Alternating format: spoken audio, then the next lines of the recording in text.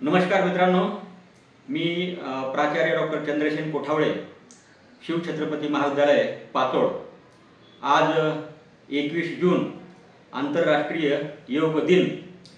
आपल्या भारतीय परंपरेतील अमूल्य देणगी म्हणजे योग। आज जगभर योग दिन साजरा केला जातोय। ही आपल्यासाठी अत्यंत अभिमानाची गोष्ट आहे। योग म्हणजे काय?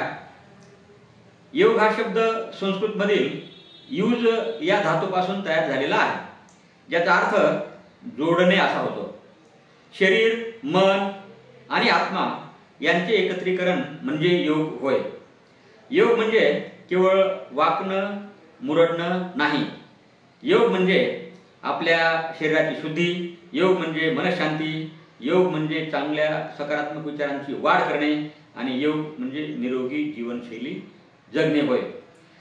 या वर्षीची 2025 ची आंतरराष्ट्रीय योगा दिनाची थीम आहे वन अर्थ वन हेल्थ। एक पृथ्वी एक आरोग्य। आता प्रश्न पडतो की योग का करावा?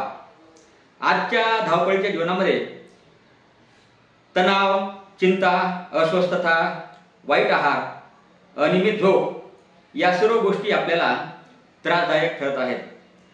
अशा विपरीत परिस्थितीमध्ये योग आपल्याला आत्मनियंत्रण शिकवतो, एकाग्रता वाढवतो, रोगप्रतिकारक शक्ती वाढवतो आणि आपले आयुष्य अधिक समृद्ध आणि आनंदी बनवण्याचा प्रयत्न होतो।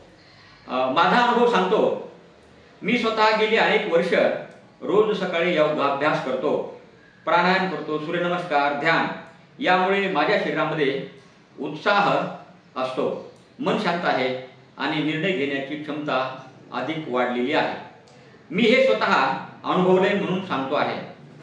योग ही लाईफस्टाईल आहे, हे फॅड नाही। योग आजपासून सुरुवात करा।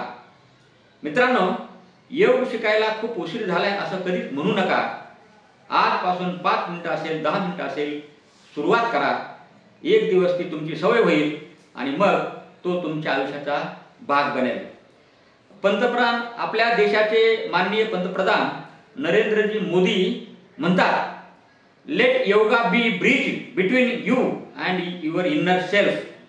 म्हणून शेवटचा संदेश सांगतो, आपल्या आरोग्याची जबाबदारी ही आपलीच आहे। म्हणून चला, आज आंतरराष्ट्रीय योग दिनी आपण संकल्प करूया, दररोज योग करूया, निरोगी जीवन जगूया। धन्यवाद। जय हिंद, जय योग।